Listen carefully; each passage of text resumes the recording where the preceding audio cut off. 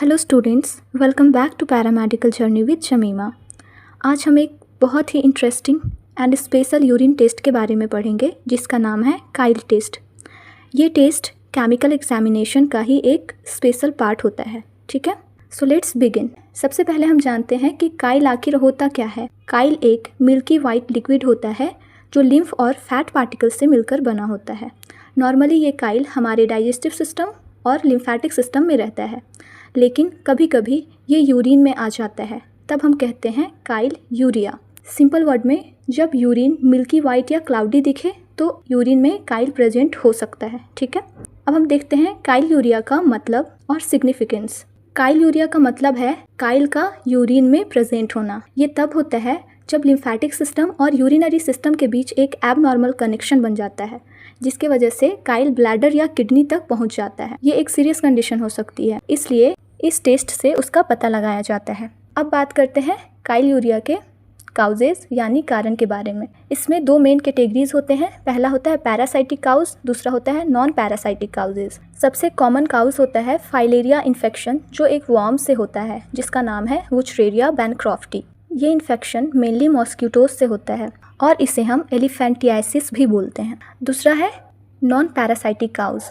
कई बार काइल का यूरिन में आने का और भी कारण हो सकता है, जैसे कि ट्यूमर, स्पेशली जो लिम्फेटिक एरिया में हो। दूसरा इंजरी या एक्सीडेंट जो लिम्फेटिक वेसल्स को डैमेज करे। तीसरा सर्जरी के कॉम्प्लिकेशंस।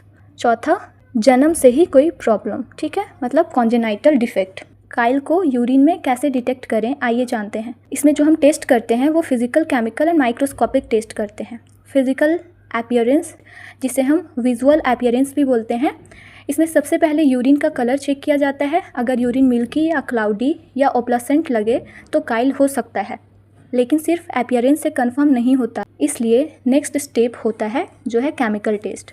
तो आइए अब हम केमिकल टेस्ट की तरफ बढ़ते हैं। ये एक सिंपल लैब टेस्ट होता है जिसमें हम काइल को केमिकली चेक करते हैं। आइए इसका प्रोसीजर देखते हैं।